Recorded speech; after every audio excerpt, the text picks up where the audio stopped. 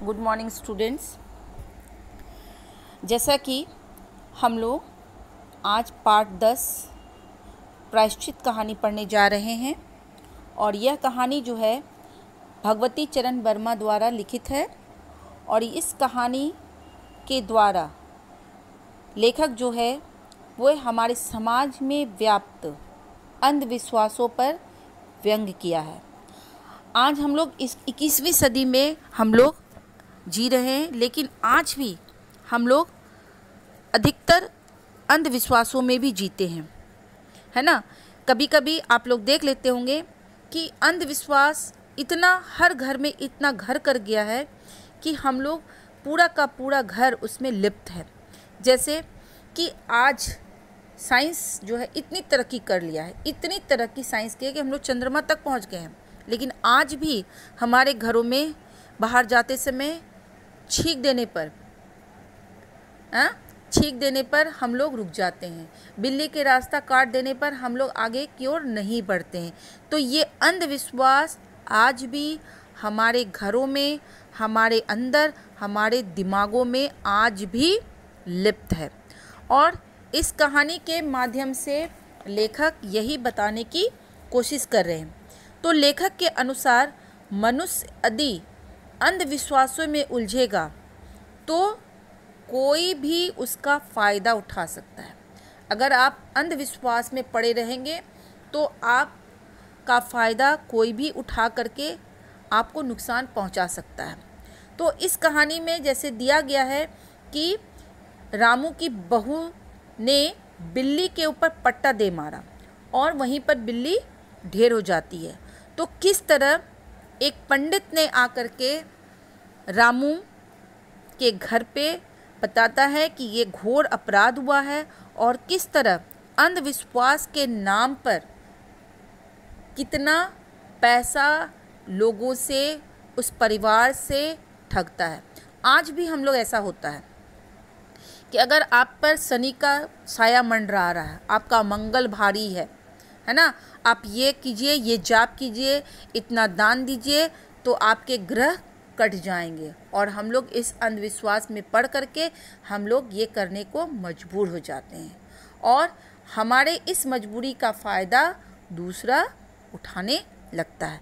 तो ये कहानी इसी अंधविश्वास पर आधारित है। तो चलिए हम लोग पाठ की शुरुआत करते हैं। अगर कबरी बिल्ली घर भर में किसी से प्रेम करती थी तो रामू की बहू से, और अगर रामू की बहू घर में किसी से घृणा करती थी तो कबरी बिल्ली से। यहाँ पर दो मुख्य किरदार है, वो एक कबरी बिल्ली है और एक रामू की बहू है। कबरी बिल्ली जो थी वो रामू की बहू से अथाह प्यार करती थी और रामू की बहू उस कबरी बिल्ली से बहुत ही घृणा करती थी। रामू की बहू 2 महीने मायके से प्रथम बार ससुराल आई थी। पति को प्यारी, सास की दुलारी, 14 वर्ष की बालिका। भंडार घर की चाबी उनकी करधनी में लटकने लगी, नौकरों पर उसका हुक्म चलने लगा और रामू की बहू की जान आफत में और कबरी बिल्ली के छक्के पंजे। रामू की बहू हांडी में घी रखते रखते ऊँग गई और बचा हुआ घी कबरी के पेट में। अब क्या हुआ कि 14 वर्ष की ये लड़की थी रामू की बहू, जो 2 महीने के बाद अपने मायके से ससुराल आई थी और ससुराल में वो सास की बहुत ही प्यारी थी, अपने पति की भी बहुत प्यारी थी।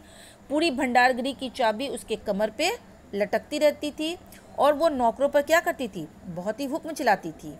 और वो कभी कभी जब घी निकालती थी तो घी निकालते निकालते वो ऊँग गई में सो जाती थी और आधी जो बची हुई घी कौन खा जाता था, कबरी बिल्ली के पेट में वो चली जाती थी। रामू की बहू दूध ढककर मिश्रानी को जिस देने गई दूध नदारत। अगर बात यहीं तक रह जाती तो ठीक थी। कबरी बिल्ली रामू की बहू को कुछ ऐसा परख ली थी कि रामू की बहू के लिए खाना पीना दुश्वार। रामू की बहू के कमरे में खीर से भरी कटोरी पहुंची और रामू जब तक आए तब तक कटोरी साफ चट हुई। अब क्या है कि रामू की बहू जो है दूध ढककर मिश्रानी को देने जाती, तब तक क्या होता, दूध वहाँ से गायब हो जाता। कौन गायब कर लेता, कबरी बिल्ली पी जाती, है ना। कबरी बिल्ली तो उस बहू को, रामू की बहू को ऐसी परख गई थी कि उसका खाना पीना दुश्वार, जहाँ खाना छोड़ के जाए वो कबरी बिल्ली खा जाती थी। तो अगर वो रामू के लिए दूध छोड़ देती थी तो वो कटोरी भी सफा चट कर जाती थी। बाजार से मलाई आई, जब तक रामू की बहू ने पान लगाया मलाई गायब। रामू की बहू ने तय कर लिया या तो वही घर में रहेगी या कबरी बिल्ली, मीन्स कबरी बिल्ली ने रामू की बहू का जीना हराम कर दिया था। अगर लापरवाही में वो थोड़ा सा भी सामान को छोड़ देती थी तो कबरी बिल्ली उसके सामान को चट कर जाती थी। तो उन्होंने, रामू की बहू ने कहा कि या तो वो रहेगी घर में या मैं रहूँगी घर में। मोर्चाबंदी हो गई और दोनों सतर्क। बिल्ली फंसाने का कटघरा आया, उसमें दूध, मलाई, चूहे और बिल्ली को स्वादिष्ट लगने वाले विविध प्रकार के व्यंजन रखे गए, लेकिन बिल्ली ने उधर निगाह तक नहीं डाली। इधर कबरी ने सरगर्मी दिखलाई। तब तक तो वह रामू की बहू से डरती थी, पर अब वह साथ लग गई, लेकिन इतने फासले पर कि रामू की बहू उसको हाथ ना लगा सके। अब क्या, दोनों तरफ से मोर्चाबंदी शुरू हो गई। रामू की बहू कबरी बिल्ली को पकड़ने की कोशिश में थी और कबरी बिल्ली उसके इस मोर्चाबंदी को समझ गई, वो सतर्क रह गई और इधर थोड़ा सा भी निगाह हटाता वो उसके पूरे खाने को क्या कर गई, चट कर जाती थी। कबरी के हौसले बढ़ जाने से रामू की बहू का घर में रहना मुश्किल हो गया।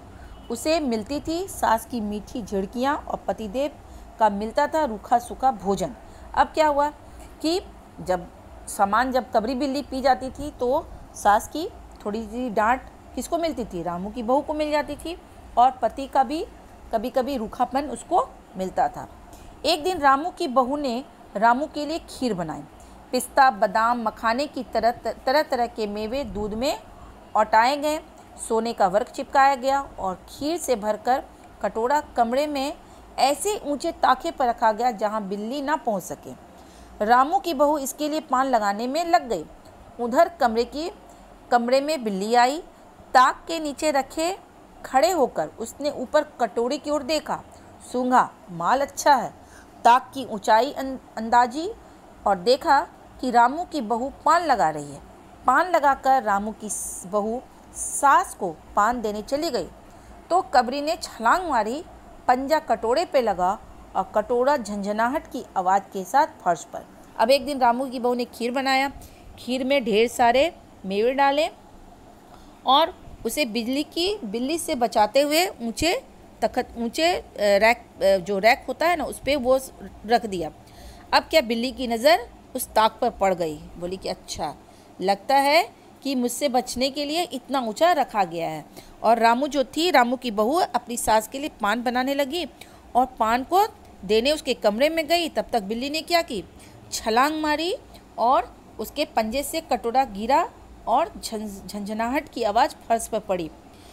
आवाज़ रामू की बहू के कान में पहुंची। सास के सामने पान फेंक कर वह दौड़ी।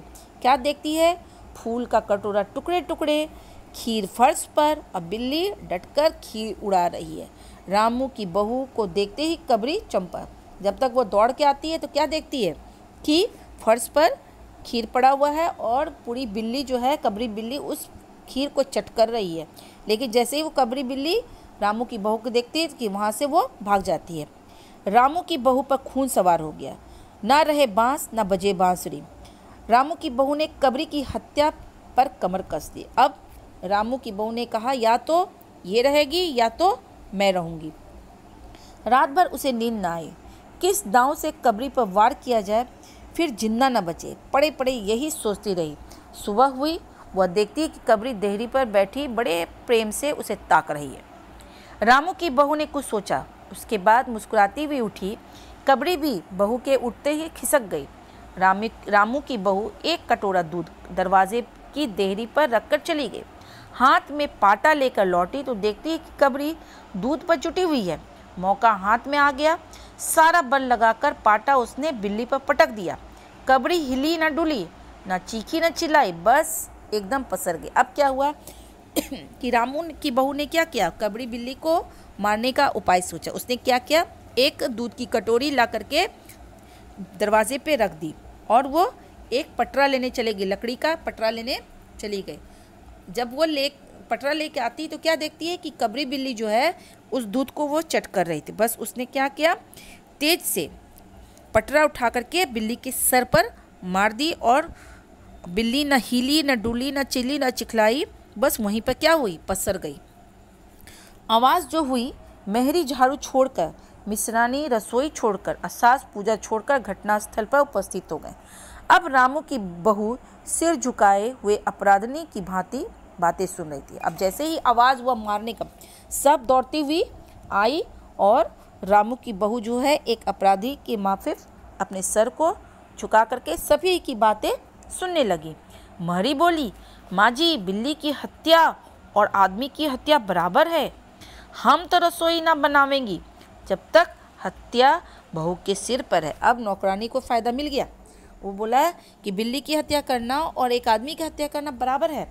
अब हम रसोई नहीं बनाएंगे जब तक आपकी बहू के सिर पर हत्या का इल्ज़ाम है, मैं रसोई नहीं बनाऊंगी।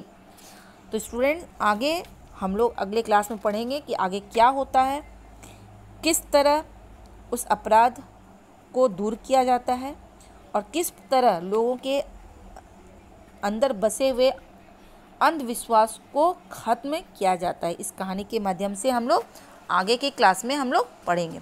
तब तक के लिए आप लोगों को थैंक यू।